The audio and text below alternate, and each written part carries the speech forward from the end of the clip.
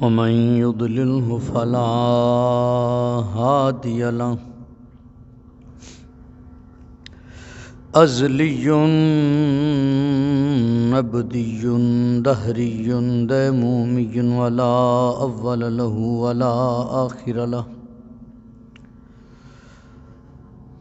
ونشهد أن سيدنا وسندنا وحبيبنا وكريمنا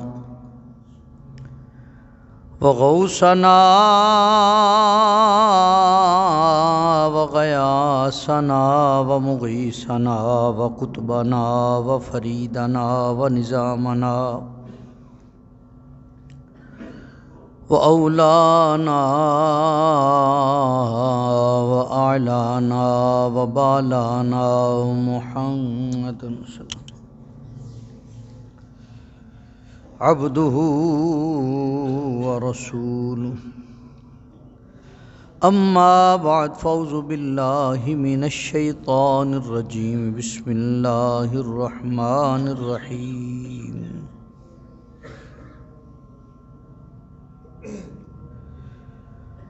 من النبيين والصديقين والشهداء والصالحين وحسن أولئك رفيقا آمنت بالله صدق الله مولانا العظيم وصدق رسوله النبي الكريم الأمين إن الله وملائكته يصلون على النبي يا أيها الذين آمنوا صلوا عليه وسلموا تسليما درود پاک بآواز بلند الصلاة والسلام عليك يا سيدي يا رسول الله الصلاة والسلام عليك يا سيدي يا حبيب الله الصلاة والسلام عليك يا سيدي يا نعمة الله وعلى آلك وأصحابك يا سيدي يا محبوب الله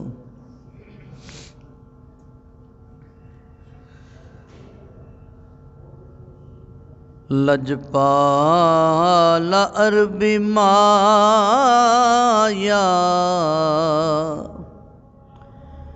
میرا نہ من ڈھامی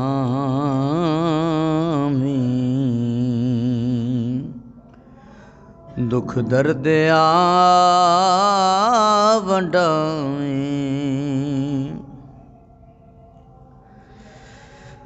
انج لگدا جویں رستہ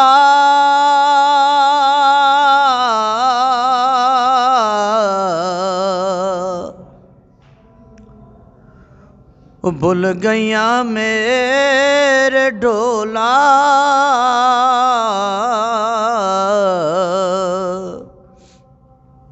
بھل گئیاں میرے ڈھولا ہجر دے پینڈیاں وچ رل گئیاں میرے ڈھولا لمسار عربی مایا بلی نوں راہ وکھاویں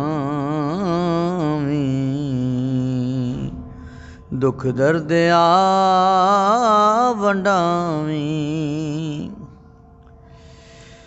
تیرے آن تو جے پہلاں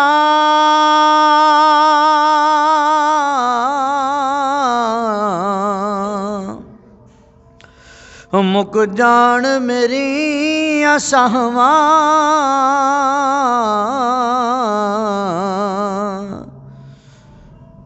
مک جان میری سہواں میرے نین کھلے ہو سن تکن گے تیریاں رحماں بند کھول کے کفن دے ایک جھات مار جاویں دکھ درد ونڈاویں۔ اللہ تبارک و تعالی جل مجد الکریم کی حمد و ثنا حضور پر نور شافی یوم النشور صلی اللہ علیہ وآلہ وبارک وسلم کی ذات والا صفات پہ ہدیہ درود و سلام کے بعد مالک و خالق کے حضور التجا ہے وہ ہم سب کا مل بیٹھنا، آنا جانا، سننا سنانا، پڑھنا پڑھانا قبول فرمائے، مجھے حق اور سچ بیان کرنے کی اور ہم سب کو اس پر عمل پیرا ہونے کی توفیق نصیب فرمائے۔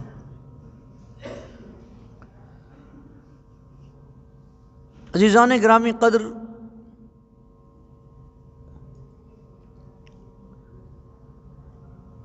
ہم جس جہاں میں وقت گزار رہے ہیں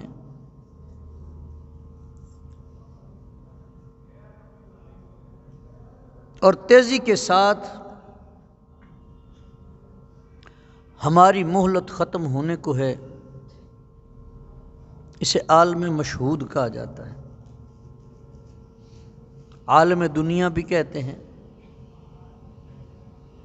عالم اسباب بھی کہتے ہیں۔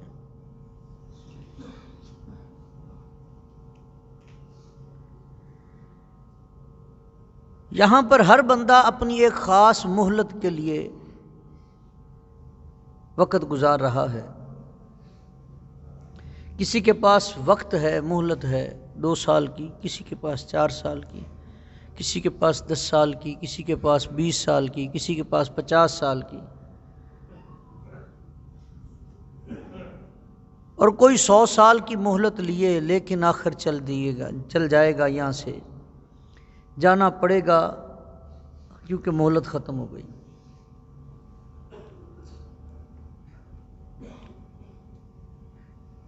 اس عالم میں وقت گزارنے کے لیے ہمیں محافظ کی ضرورت ہے، ہمیں محافظ کی ضرورت ہے۔ یہ محافظ ہماری حفاظت کرے گا۔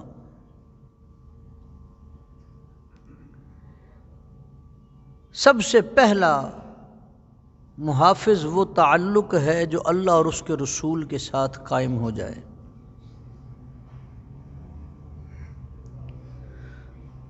جو دنیا کی ان پیچیدگیوں میں ہماری رہنمائی کرے،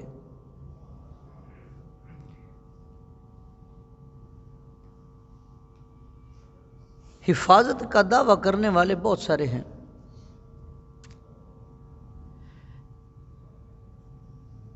ایک آدمی کا ایک جگہ سے گزر ہوا،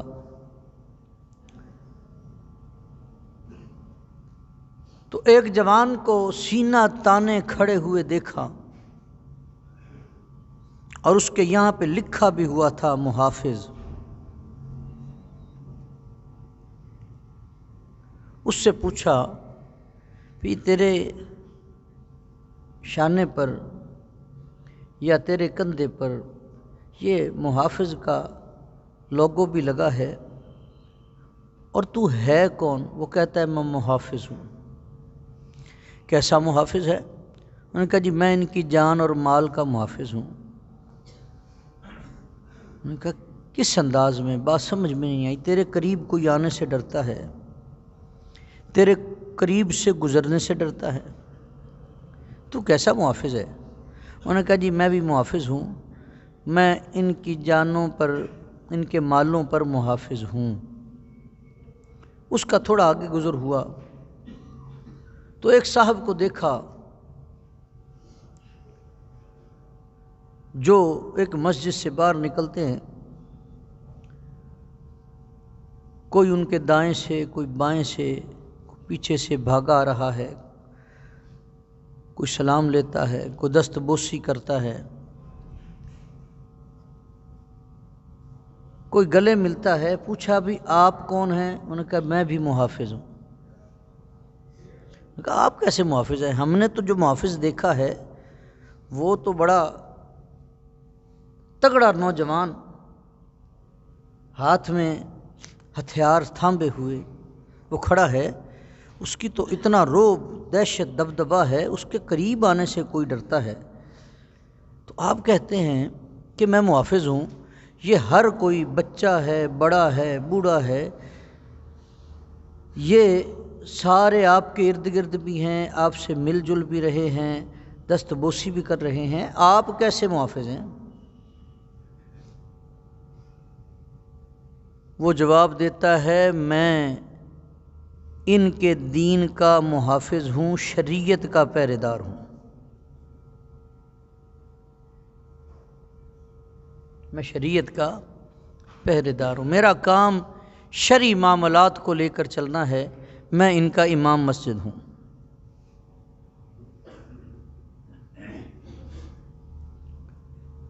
جس کی مثال ہمارے سامنے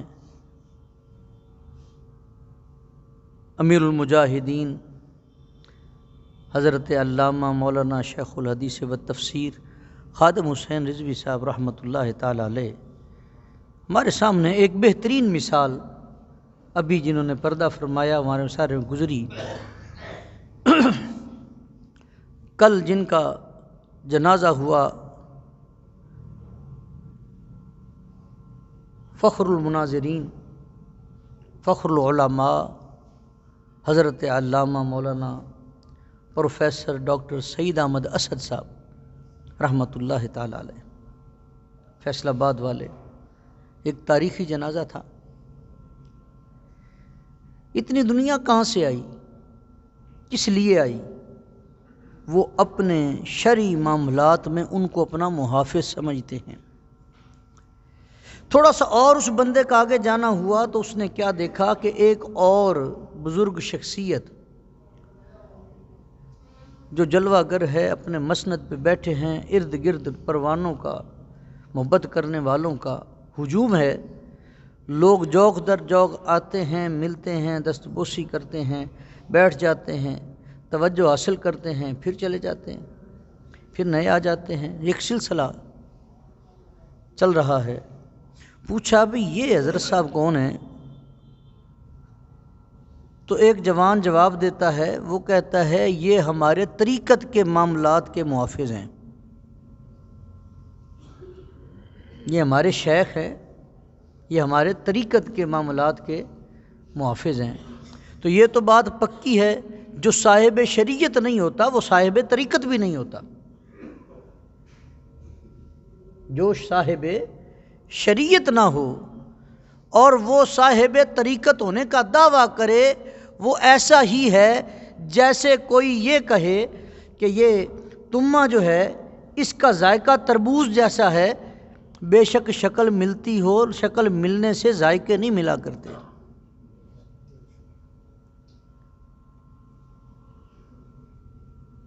انہوں نے کہا جی یہ ہمارے محافظ ہیں۔ انہوں نے کہا میں نے تو پہلے ایک محافظ دیکھا جس کے قریب لوگ آنے سے گھبراتے تھے، پھر دیکھا جس سے لوگ اپنے شرعی معاملات کو لے کر چل رہے تھے، یہ محافظ کیسا ہے؟ انہوں نے کہا جی یہ ہمارے طریقت کے معاملات کو لے کے چلتا ہے۔ اب ہمارے سامنے تین رستے آ گئے۔ ایک رستہ اقتدار کا ہے کہ جب بندہ کوئی بھی صاحب منصب ہے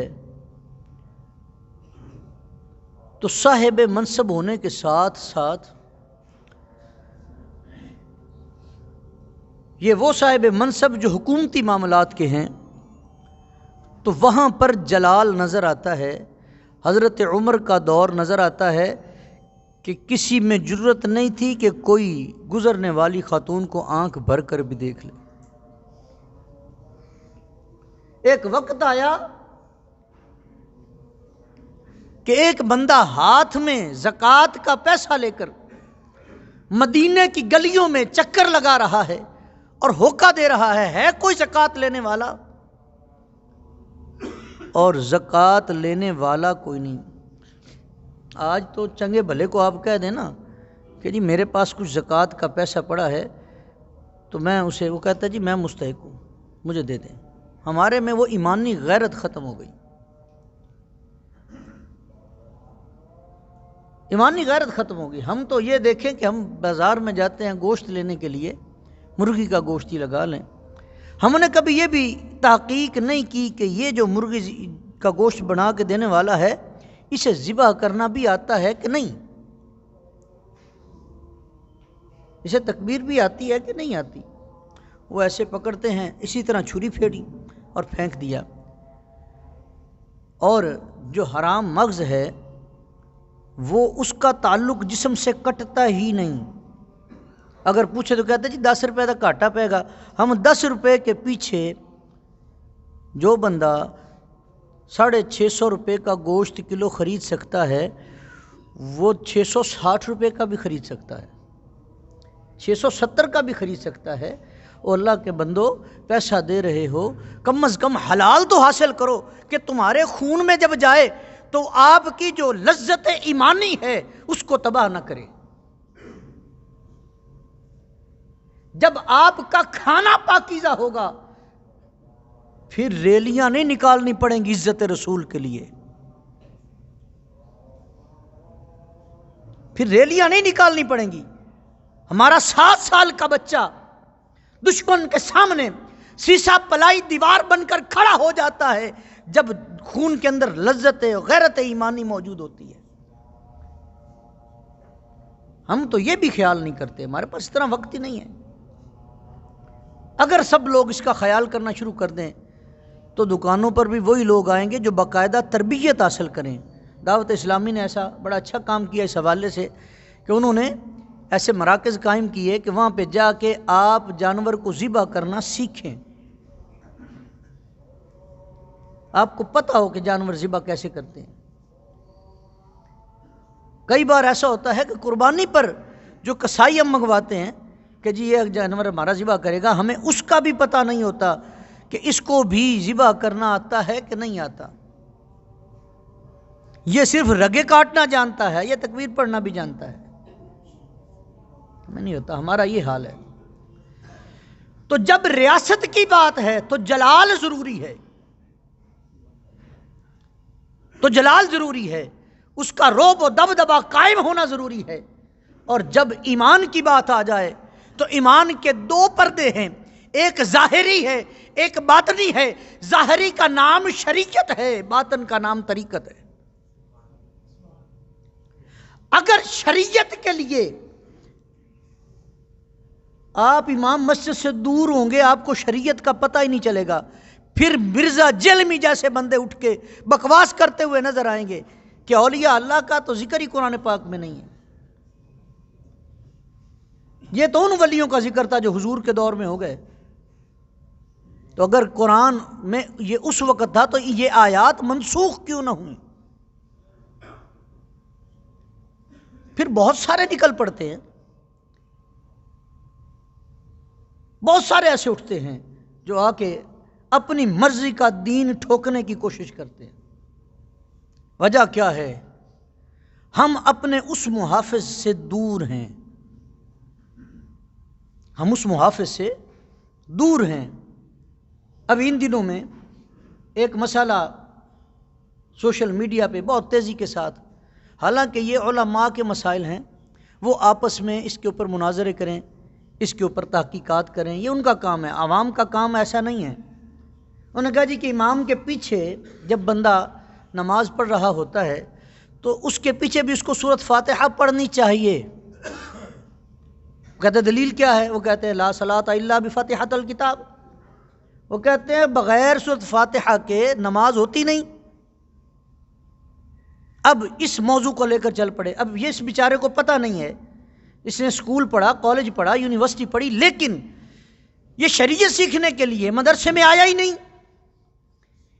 اسے تو کسی نے سر سید احمد خان کو مسلمان کہہ دیا، اس نے اسے مان لیا. اس نے کہہ دیا، کسی نے بھی کہہ دیا کہ مرزا قادیانی وہ حضور کے بعد معاذ اللہ نبوت کا دعویٰ کر سکتا ہے تو یہ مان لے گا، چونکہ اس نے ابھی شریعت کو پڑھا نہیں، اس کو پتہ ہی نہیں ہے کہ مرغی اور کوے میں فرق ہوتا ہے کہ نہیں ہوتا، اس کو نہیں پتا۔ اب ہوا کیا، اس نے کہا جی اس نے سورۃ فاتحہ نہیں پڑھی تو نماز نہیں ہوئی۔ انہوں نے پوچھا کہ حضور کے دور میں ایسا ہوتا تھا کہ حضور مصلی امامت پہ جلوہ گر ہیں اور ایک آدمی، ایک صحابی جو پیچھے لیٹ ہو گیا، وہ آیا اور اس وقت حضور رکوع میں جا چکے تھے، وہ آ کے شامل ہو گیا۔ اس کے بارے میں حضور کیا فرماتے ہیں، یہ بات کی بات ہے۔ پہلے جو آپ کا نالج ہے، کیا اس نے رکعت کو پا لیا کہ نہیں پایا؟ اس نے رکعت کو پا لیا کہ نہیں پایا؟ یا وہ آ کے پہلے سورۃ فاتحہ پڑھے گا اس کے بعد پھر رکوع میں جائے گا؟ کیا ہے حکم؟ تو یہی ہے، سب کہیں گے نہیں جی نہیں، وہ آئے گا، اللہ اکبر کیا اور رکوع میں چلا گیا۔ وہ جیسے ہی رکوع میں گیا، ساتھ ہی اس نے سبحان ربی العظیم سبحان ربی العظیم سبحان ربی العظیم پڑھا۔ امام بھی لوٹ آیا، اس نے، سبھی کہیں گے جی اس نے رکعت کو پا لیا، اس نے رکعت کو پا لیا، چونکہ امام کے ساتھ رکوع میں شامل ہو گیا۔ اللہ کے نبی نے ارشاد فرمایا بھی جو رکوع میں آ کر بھی امام کے ساتھ شامل ہو گیا اس نے رکعت کو پا لیا۔ تو اس نے تو سورۃ فاتحہ پڑھی نہیں، کیا اس کی رکعت ہوئی؟ کیا اس کی رکعت ہوئی؟ انہوں نے کہا جی رکعت تو ہو گئی۔ انہوں نے کہا سورۃ فاتحہ تو پڑھی نہیں۔ انہوں نے کہا جی جو امام کا پڑھنا ہے یہ مقتدی کا پڑھنا ہے۔ میں نے کہا یہ بات میرے کچھ ہضم نہیں ہوئی، مجھے کوئی اور دلیل دیں۔ انہوں نے کہا جی عدالت میں آپ پہنچے ہیں، یہ رب کی عدالت ہے، آپ عدالت میں پہنچے ہیں، آپ 10 20 50 لوگ ہیں، جج کہتا ہے یار اتنے لوگوں کی بات سننا مشکل کام ہے، اللہ رب کے لیے کچھ مشکل نہیں، لیکن وہ کہتا ہے جی اتنے بندوں نے بات کرنی ہے، یہ بڑا عجیب سا ہے، سارے اکٹھے شروع ہو جائیں۔ اب آپ سارے بیٹھے ہیں، میں کہوں جی مسئلہ کیا ہے، آپ یہاں پہ میرے سے آنے پہلے کوئی بات ڈسکس ہو رہی، سارے ہی شروع ہو جائیں، تو میں بھی کہوں گا بھائی ایک بندہ بات کرے یار، کسی ایک کو کہو اصل مسئلہ بتائے۔ جج بھی کہے گا یار تمہارا وکیل کہاں ہے، وکیل لاؤ، اور وہ وکیل جو آئے گا اس وکیل کا کہنا اس بندے کا کہنا ہوگا، اس کے موکل کا کہنا وہی ہے جو وکیل کا کہنا ہے۔ ایسے ہی جو امام کا سورۃ فاتحہ پڑھنا ہے یہ ایسا ہی ہے جیسا باقی مقتدیوں کا پڑھنا، یہ جیسا باقی مقتدیوں کا پڑھنا۔ اب یہ بات سمجھانے کے لیے ہے، لیکن اس کے اوپر علمی بحث جو ہے یہ تو علماء کا کام ہے، یہ تو عام لوگوں کا کام ہی نہیں۔ پھر کئی ایسے لوگ اٹھتے ہیں تو ان موضوعات کو ہمیں پڑھانے سکھانے کے لیے ہماری شریعت کا، جو اللہ کے نبی کی شریعت ہے جو ہم تک پہنچی، اس کا محافظ ہمارا امام مسجد ہے۔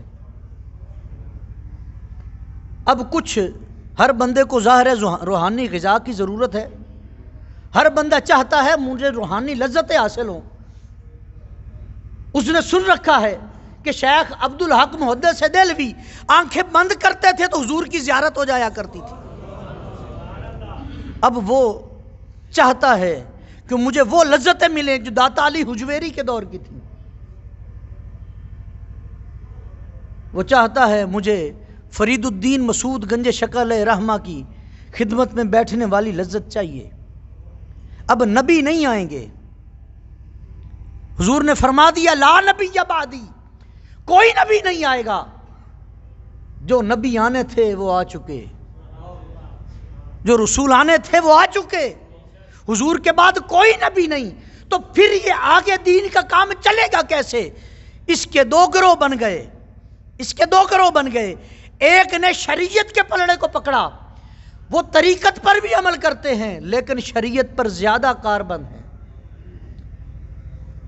اور دوسرے جنہوں نے طریقت کی لائن کو پکڑا، جس میں ہمیں خواجہ حسن بصری نظر آتے ہیں، جس میں سری سکتی نظر آتے ہیں، جس میں مجدد الف ثانی نظر آتے ہیں، جس میں غوث سمدانی نظر آتے ہیں، جس میں ہمیں فرید الدین نظر آتے ہیں، میرا حسین زنجانی نظر آتے ہیں، داتا علی حجویری نظر آتے ہیں۔ انہوں نے آ کے ہمیں شریعت کا تو درس دیا ہی، انہوں نے ہمیں طریقت کا بھی بتایا کہ کل کوئی بدبخت یہ نہ کہہ دے کہ کوئی آ کر یہ کہتا ہے کہ غوث اعظم کی شان بڑھ گئی خدا سے، وہ خود جھوٹا ہے، وہ ہمارے غوث پر تان کر رہا ہے۔ ہم نے تو کبھی کہا ہی نہیں، ہم نے تو کہا ہے رب کی شان اتنی ہے جو رسول اللہ نے فرمائی کہ سارے سمندروں کی سیاہی بن جائے، سارے سمندروں کی سیاہی بن جائے اور اس سے میرے رب کی عظمتیں لکھی جائیں، شانیں لکھی جائیں، وہ ختم ہو جائے، پھر دوبارہ بن جائے، پھر اس سے لکھا جائے، اس سے کہیں زیادہ میرے رب کی شان ہے۔ آج تو اتنا سی سیاہی بنا لو نا تو وہ ختم نہیں ہوتی، مہینوں کو، سالوں میں نہیں ختم ہوتی۔ ہمارا عقیدہ یہ ہے، ہمارا عقیدہ یہ ہے، رب کے خزائن ہیں، وہ جس کو جہاں تک رسائی عطا کر دے، وہ فرماتا ہے کہ میں اپنے بندے کو لے گیا اور میں سبحان ہوں، رب لے جا رہا ہے، تو بدبخت کون ہے اعتراض کرنے والا؟ یہ عقائد کا پتہ تب چلتا ہے جب اچھی جگہ پر تمہاری طریقت کے اعتبار سے تربیت ہو رہی ہو اور اچھی جگہ سے تمہاری شریعت کے اعتبار سے تربیت ہو رہی ہو، تو ان کا دامن پکڑنا ضروری ہے۔ اب وقت وہ جا رہا ہے، علماء، بڑے بڑے علماء، آپ روز خبر سنتے ہیں فلاں بہت بڑا عالم دین تھا، دنیا سے چلا گیا۔ اس دور سے ڈریں، آج تربیت حاصل کر لو، چونکہ اپنی نسلوں کو لے کر آگے چلنا ہے۔ اگر آج تربیت حاصل نہیں کرو گے، کہیں ایسا نہ ہو ان لوگوں کا سایہ ہمارے سروں سے اٹھ جائے اور ہمیں جاہل متھے پڑ جائیں، ہمیں جاہل متھے لگ جائیں۔ ہم آج ان لوگوں کی بارگاہ میں بیٹھنا شروع کریں، ان کی خدمت میں بیٹھنا شروع کریں، ان سے سیکھیں۔